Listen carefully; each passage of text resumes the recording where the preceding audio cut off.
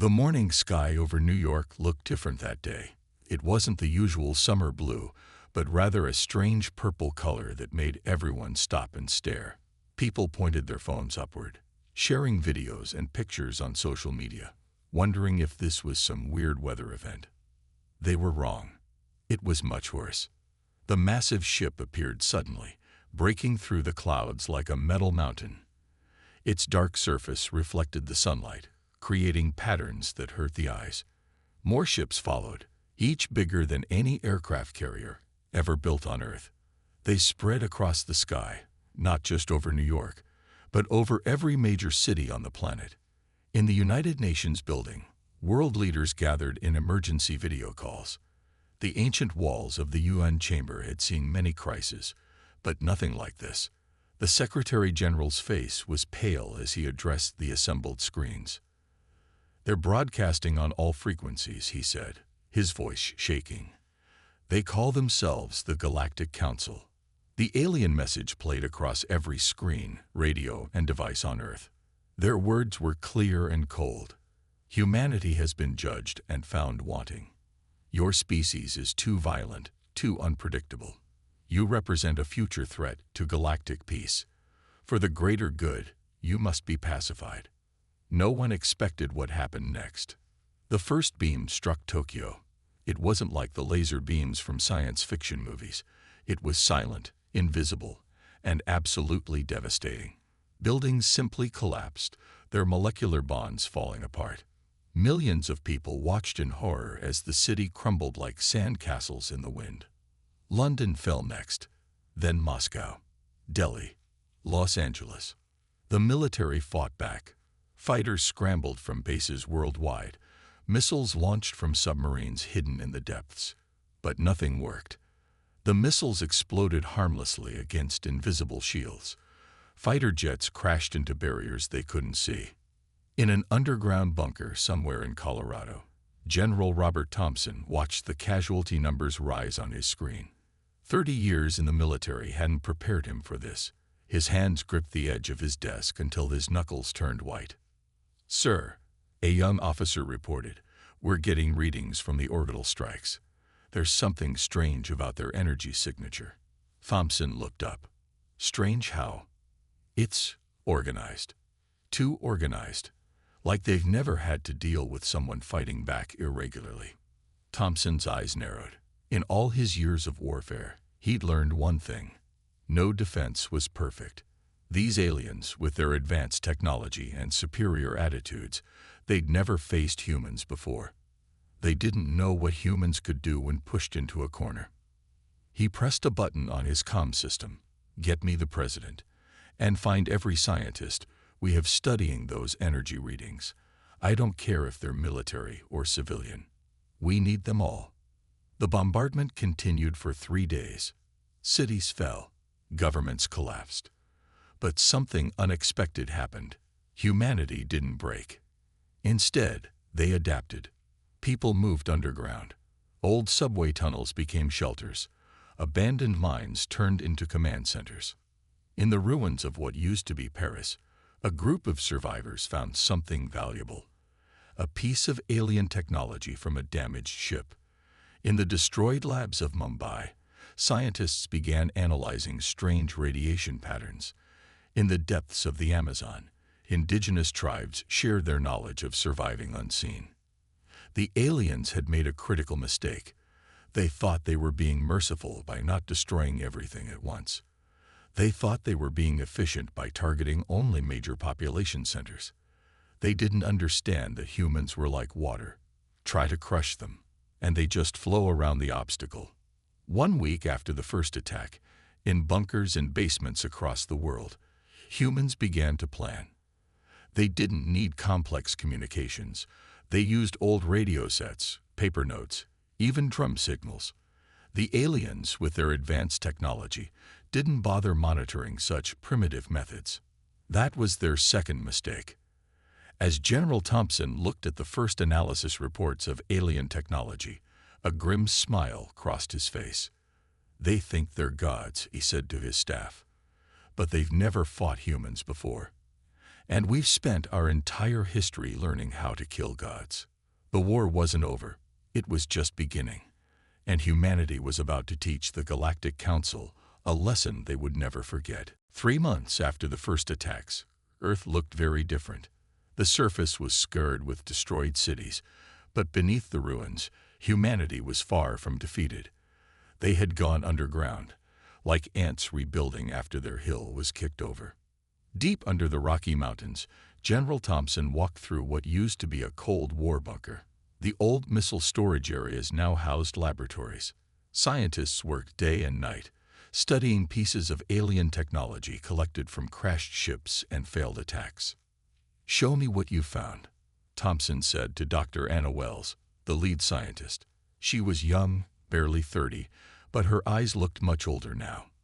"Look at this, General," she said, pointing to a broken piece of alien metal that glowed faintly. "Their shields work on a single frequency. It's like they never thought anyone would try different frequencies at once."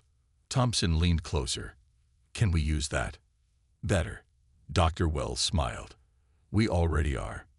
In another part of the bunker, soldiers trained with new weapons.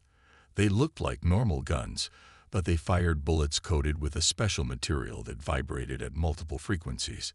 In tests, these bullets passed right through alien shield samples. But the real work happened in the communication center. Here, old radio operators used equipment from World War II. The aliens, with all their advanced technology, didn't bother checking such old frequencies.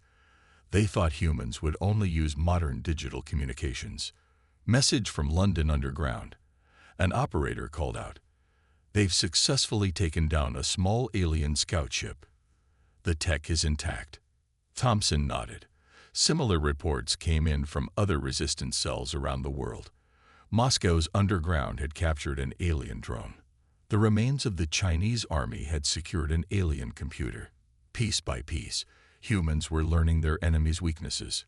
"Sir," a young soldier burst into the room. "You need to see this." On a scratched computer screen, they watched footage from Australia. A group of resistance fighters had discovered something important. The aliens never left their ships. When one ship crashed, the alien inside died instantly. They couldn't handle Earth's gravity. "They're not stronger than us," Thompson said slowly. "They're weaker. They rely on their technology because they have to." This news spread through the human resistance like wildfire. Through old telephone lines, radio signals, and even paper messages carried by brave runners. The word got out. The aliens weren't gods. They were just bullies hiding behind advanced toys. In what used to be Chicago, resistance fighters tested the new weapons. An alien patrol ship flew low over the ruins, scanning for humans. They didn't expect the attack. The new bullets pierced their shields like they weren't even there. The ship crashed, and for the first time, humans got a good look at their enemy. The alien was small, with thin bones and pale skin. It had clearly evolved on a low-gravity world. Without its technology, it couldn't even stand up in Earth's gravity. "Send pictures to all cells," Thompson ordered. "Everyone needs to see this. They need to know what we're fighting." More victories followed. In Brazil, resistance fighters used the dense jungle to hide, attacking alien ships with the new weapons. In Russia, survivors used the harsh winter to their advantage, something the aliens had never experienced before. The aliens responded by increasing their attacks, but now they seemed desperate. Their perfectly ordered formations became tighter, defensive. They started making mistakes. "They're afraid," Dr. Wells said one day, watching an alien ship retreat from a failed attack. "They've never failed before. They don't know how to handle it." Thompson stood at a makeshift command table, looking at reports from around the world. Humanity was scattered but not broken. They were adapting, learning, and fighting back. The aliens had expected to find savages with primitive weapons. Instead, they found a species that had spent its entire history fighting and surviving. "Send the word out," Thompson ordered. "Operation Hornet's Nest begins tomorrow. Let's show these aliens why you should never corner a human."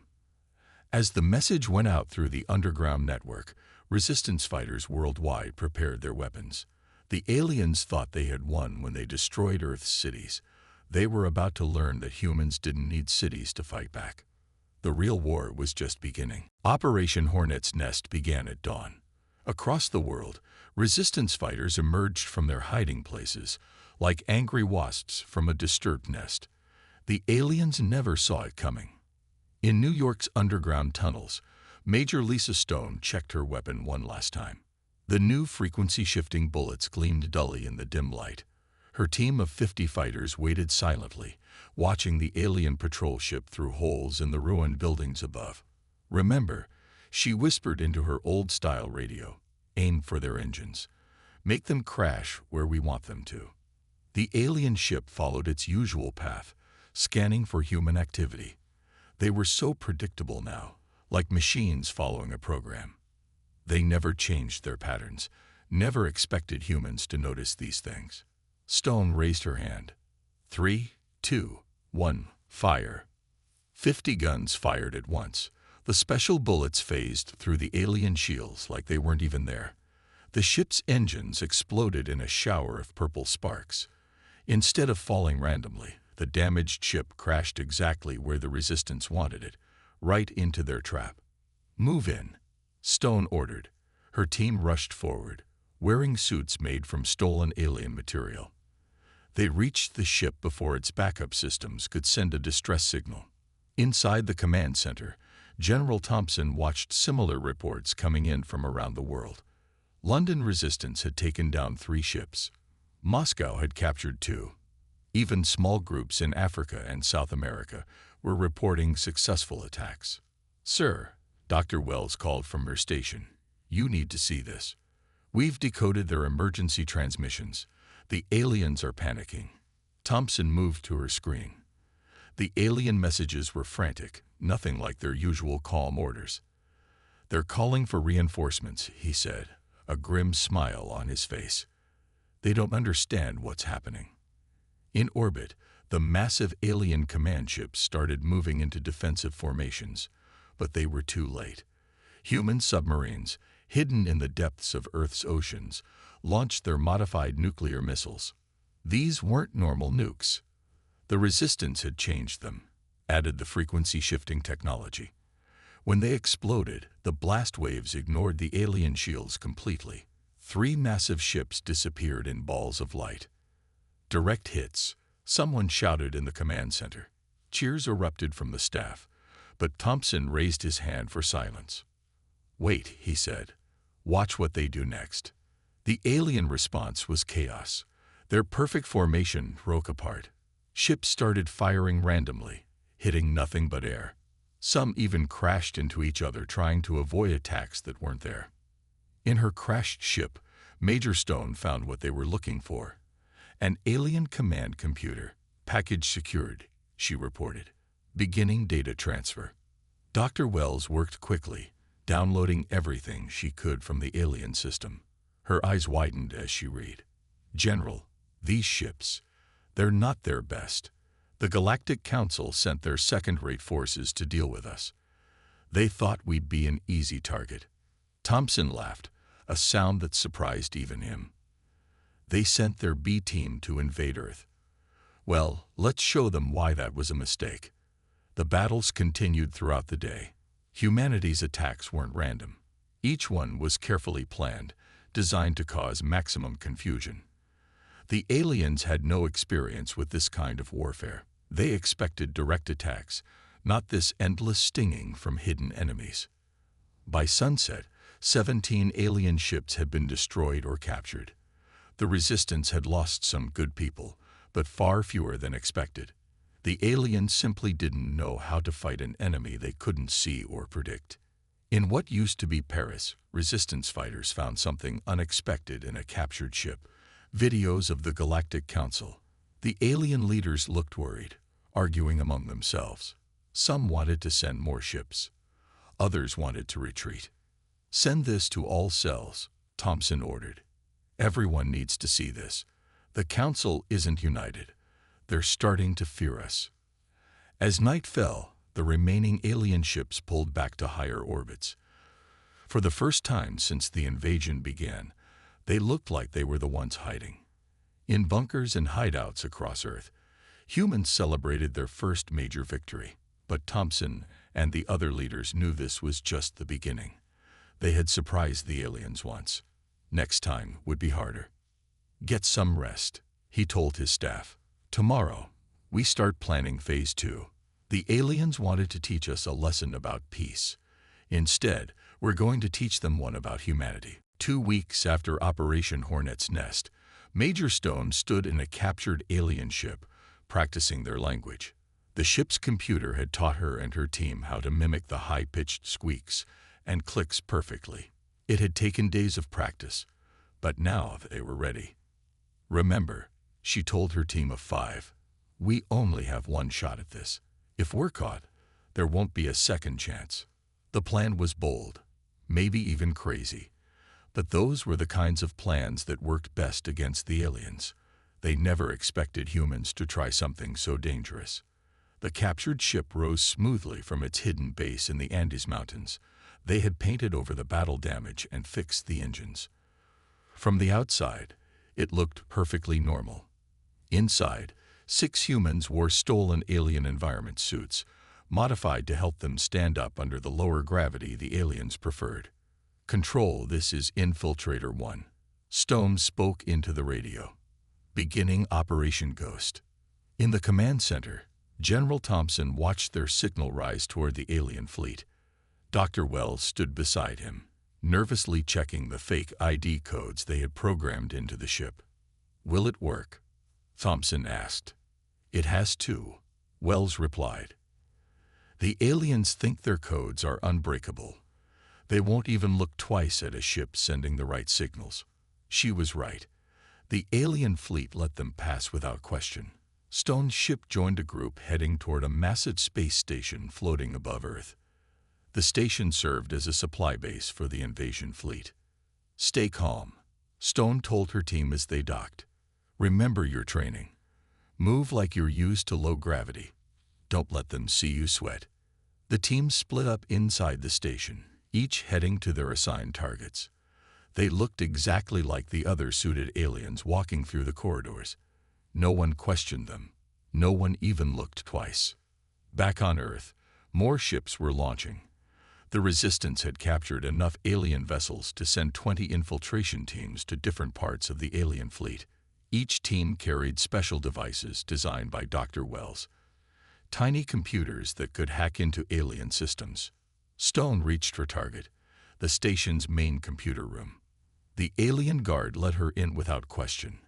Her suit's ID codes identified her as a maintenance worker. Inside, she quickly plugged Wells's device into the computer. "Package 1 delivered," she whispered into her suit's radio. Similar messages came in from around the station, then from other teams in other parts of the fleet. The aliens had built their entire war machine on technology they thought humans couldn't understand. Now that technology was being turned against them. In the command center, Dr. Wells watched as data poured in from the infiltration teams. "It's working," she said excitedly. "We're getting everything. Their battle plans, their fleet movements, even their communications with the Council." Thompson studied the information with growing satisfaction. The aliens' arrogance had made them careless. They never changed their security codes, never expected anyone to steal their ships, never thought that humans could learn their language and technology so quickly. "Sir," an operator called out, "we've got Council communications. They're arguing about us." The video showed alien leaders in a heated debate. Some were demanding immediate retreat. Others wanted to send their entire fleet to crush Earth completely. But one thing was clear. They were scared. "They've never lost ships like this," Wells said, reading the translations. "Never had their codes broken. Never had their bases infiltrated. Were doing things they thought were impossible." Stone's team finished their mission and returned to their ship. As they undocked, alarms finally started ringing through the station. But it was too late. The infiltration teams had already gotten what they came for. "All teams, report," Thompson ordered. One by one, the teams reported success. Every target had been hit. Every device had been planted. The aliens had no idea how much of their network was now compromised. "Begin Phase 2, Thompson commanded. Across the alien fleet, the hidden devices activated. Suddenly, ship computers began showing false readings. Communication systems sent wrong messages. Navigation systems displayed incorrect coordinates. The aliens had brought their advanced technology to conquer Earth. Now that same technology was becoming their biggest weakness. "Send word to all resistance cells," Thompson ordered. "The real attack begins tomorrow." The aliens are about to learn why humans write so many stories about defeating superior enemies. In her ship, heading back to Earth, Major Stone smiled behind her stolen alien mask. The real war was about to begin, and for the first time, humanity had the advantage. The morning of humanity's biggest counterattack started with a simple computer glitch in the alien fleet. Their ship's sensors showed thousands of human vessels approaching. The aliens scrambled to battle positions, weapons ready. But there were no ships. It was just the first part of Dr. Wells's plan. "They're reacting exactly as predicted," she said, watching from the command center. The alien fleet had broken formation, spreading out to face a phantom threat. Their predictable responses are their biggest weakness. General Thompson nodded. "Begin Phase 3. Across Earth, real attacks began, but not with ships or armies. Instead, resistance teams activated special devices planted during Operation Ghost. On every alien vessel, computers began to malfunction. Shields flickered, weapons systems crashed. In her captured ship, Major Stone led the first real strike. Her team and 50 others emerged from hiding places in Earth's debris field. This time, they weren't being subtle. "All ships, attack pattern Delta," she ordered. The human fleet had studied alien tactics for months. They knew exactly how the aliens would respond, and exactly how to counter it. The alien ships tried to form their standard defensive circle, but their computers showed different threats in different directions. Some ships turned left while others turned right. Their perfect formation fell apart into chaos. "Now," Stone commanded. The human ships struck from all directions at once. Their weapons, modified with stolen alien technology, cut through the confused alien defenses like they weren't even there. In the command center, Thompson watched the battle unfold on ancient radar screens. The aliens had knocked out most of Earth's satellites, but they'd forgotten about older technology. "Sir," an operator called out, "alien communications are in complete chaos. They're getting orders from their command ships, but our viruses are changing the messages. Some ships think they're supposed to retreat. Others think they're supposed to attack their own allies." Dr. Wells smiled at her computer screen. "Their technology is too connected. They never considered what would happen if someone hacked their network. They never had to fight an enemy who could use their own systems against them." The space battle looked like a dance gone wrong. Alien ships fired at empty space, chased phantom targets, and sometimes even shot at each other. Meanwhile, the human fleet struck again and again, vanishing back into the debris field between attacks. "Message from the Australian resistance," an operator announced. "They've taken control of 3 alien supply stations. The African team has captured their ground base. South America reports their command center is secure." Thompson allowed himself a small smile. This wasn't just a battle. It was a complete system failure for the aliens. Everything they relied on was being turned against them. In space, Major Stone's ship dove through the chaos. Her target was the alien flagship, twice the size of any other vessel. But size didn't matter anymore. Not when their computers were showing them lies. "All ships, focus fire on the flagship," she ordered. Pattern Omega. The human fleet emerged one last time. The flagship's shields were already failing, its computers confused by conflicting commands. It never had a chance. The massive ship erupted in a silent explosion that lit up Earth's night side like a second sun.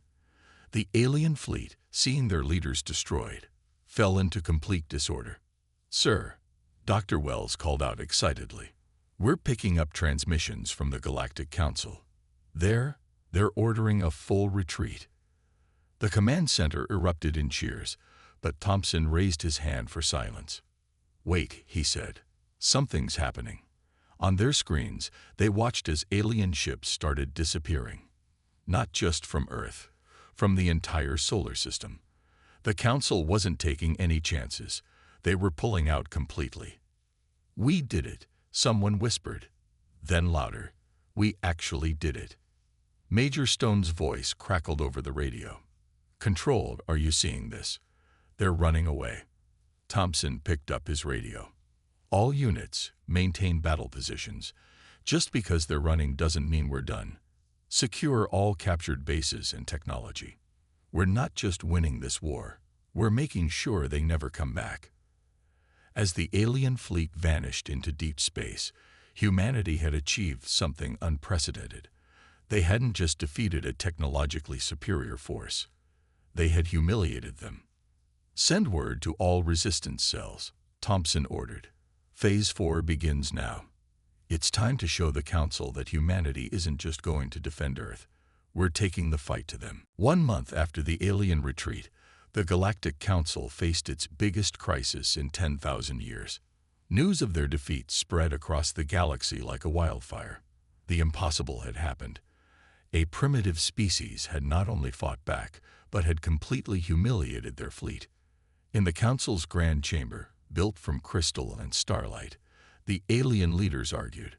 Their voices echoed off the ancient walls as they watched videos of their ships fleeing Earth's solar system. "Impossible," the High Commander shouted, his thin body shaking with rage. "How could simple humans defeat our technology?" The answer came from an unexpected source. A junior member of the Council stepped forward, holding data collected from the failed invasion. "Because we were wrong about them," she said simply. "We thought technology meant civilization. We never considered that their constant fighting made them stronger, not weaker." Meanwhile, on Earth, humanity wasn't sitting idle. General Thompson stood in a new command center built inside a captured alien base. The rooms that once held alien weapons now contained human scientists studying advanced technology. Dr. Wells rushed in, holding a tablet made from combined human and alien tech. "General, you need to see this. We've decoded their faster-than-light communications. The Council, they're falling apart." Thompson watched the intercepted transmissions with growing satisfaction. The Council's member species were turning on each other. Some blamed the military leadership for underestimating Earth. Others wanted to study human warfare. A few even suggested making peace before humans developed their own space fleet. "Sir," Major Stone called from her station, "we're getting messages from some of the Council's outer colonies. They want to open secret communications with Earth." Thompson wasn't surprised. The Council had ruled through fear and superior technology. Now that both were broken, their empire was crumbling. "The Council's leadership is meeting in emergency session," Dr. Wells reported, reading more decoded messages. "They're scared of what we might do next." They had good reason to be scared. In hidden bases across Earth, human engineers were already rebuilding captured alien ships. They weren't just copying the technology. They were improving it, combining it with human innovation in ways the aliens never considered. "Message from the Russian team," an operator announced. "They've successfully tested the first human-modified faster-than-light drive." The Council's worst fears were coming true. Humanity wasn't just learning their technology. They were mastering it in weeks instead of the centuries it had taken the Council species. In the Council chamber, the debate reached a breaking point. A group of younger species, ones who had also suffered under the Council's guidance, demanded change. "The humans have proven that the Council's way isn't the only way," their spokesperson declared. "Perhaps it's time for new leadership." Back on Earth, Thompson received an urgent message. The Council was sending a diplomatic ship, not to attack, but to talk. "They're asking for safe passage," Stone reported, almost laughing at the irony. "They want to negotiate." Thompson gathered his advisors. The world's surviving leaders joined by video link. The decision they made would affect not just Earth, but the entire galaxy. Tell them they can come, Thompson decided. But make sure they understand. We're not negotiating from a position of weakness. We're deciding whether to let them survive. The Council's diplomatic ship arrived under heavy guard. The aliens who stepped out looked nothing like the proud conquerors who had first attacked Earth. These were scared politicians, finally facing something they couldn't control. "We wish to discuss peace terms," the lead diplomat said, their translator making their squeaky voice sound almost human. Thompson let them sweat for a moment before responding. "Peace. You attacked us without warning. Killed millions of our people. And now you want peace." We understand we made a mistake," the diplomat replied. "No," Thompson said firmly, "you don't understand yet. But you will. Here are our terms. The Council will be reformed. All species will have equal representation. And Earth will have a seat at the table to make sure you never threaten another primitive species again." The aliens had no choice but to agree. In just a few months, humanity had gone from victims to equals. But Thompson and the other leaders knew this was just the beginning. "Send word to all research teams," he ordered. "Keep working on those ships. The galaxy just got a lot bigger, and humanity needs to be ready." The aliens had wanted to teach humanity a lesson about peace. Instead, they had taught the galaxy a lesson about underestimating humans. 5 years after Earth's victory, the galaxy looked very different. The old Galactic Council chamber had been rebuilt, its design now showing influences from all member species, including humans. The crystal walls that once displayed only alien script now showed Earth languages too. General Thompson, now Earth's first galactic representative, walked through the chamber's grand entrance. His military uniform had been replaced by diplomatic clothes, but he still carried himself like a soldier. Dr. Wells walked beside him, her tablet displaying data from across the galaxy. "The latest reports are in," she said. 3 more species have requested Earth's help in developing their defense systems. They don't trust the old Council members anymore." Thompson nodded. After Earth's victory, other primitive species had started speaking up. They were tired of being treated like children by the Council's older races. Humanity had shown them that technological advancement wasn't the only measure of civilization. In Earth's orbit, a new station served as humanity's gateway to the stars. It was built using a mixture of human and alien technology, better than anything the old Council had. Major Stone commanded the station, overseeing Earth's growing space fleet. "Another trading convoy arriving from the Outer Rim," she reported over the comm. "They're specifically asking to trade with Earth.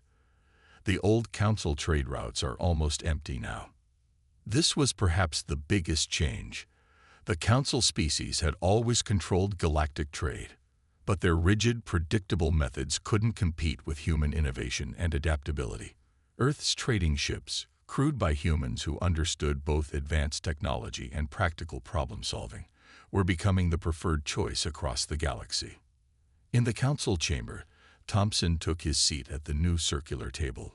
Gone were the old raised platforms that had put the original Council members above everyone else. Now all species sat as equals. The human delegation recognizes the representative from Proxima Beta, Thompson said, nodding to one of the formerly primitive species that had gained independence after Earth's victory. The Proximan delegates stood. "We wish to propose a new defense initiative," they announced.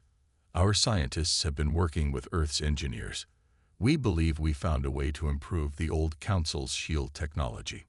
Several of the original Council members shifted uncomfortably in their seats.